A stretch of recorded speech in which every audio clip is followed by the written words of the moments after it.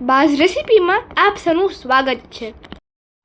આજે મારા બાએ બનાવી છે ભરેલી શાકની ખીચડી। તો રાશિની ચાલો ફટાફટ શરૂ કરી।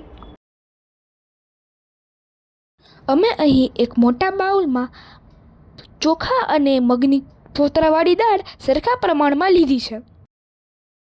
ખીચડી અમે 3 થી 4 વખત પાણીમાં સાફ કરી 5 મિનિટ માટે પલાળી દીધી છે। સૌપ્રથમ માટીની હાંડીમાં 2 ચમચી તેલ અને 2 ચમચી ઘી લેવાનું। ઘી ગરમ થઈ જાય એટલે તેમાં 2 થી 3 કળીના લસણના ટુકડા, 1 ચમચી જેટલું જીરું, ચપટી હિંગ,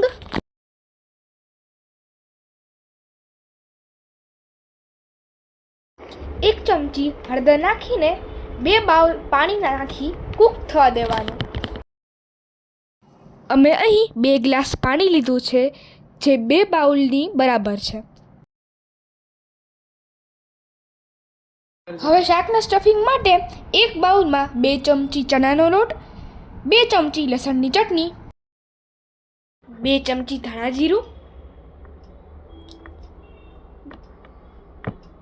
2 ચમચી સોલ્ટ, 1 ચમચી ખાંડ, 1 ચમચી હળદર પાવડર, ફ્રેશ કટ કરેલી કોથમીરી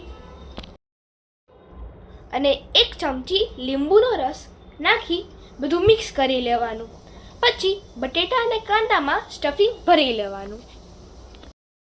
પછી જે હાંડીમાં પાણી કૂક થવા દીધું હતું તેમાં પલાળેલી ખીચડી એડ કરી દેવાની છે અને સ્વાદ અનુસાર મીઠું નાખી સ્ટફ કરેલા બટેટા કૂક કરવા મૂકી દેવાના છે।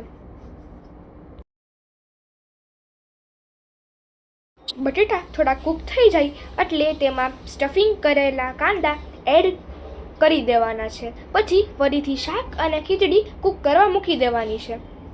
લગભગ 15 થી 20 મિનિટમાં ભરેલી શાકની ખીચડી રેડી થઈ જશે। હવે ધાણા ભાજી નાખી થોડી ગાર્નિશ કરી લેવાની છે અને પછી તૈયાર છે આપણી ભરેલી શાકની ખીચડી।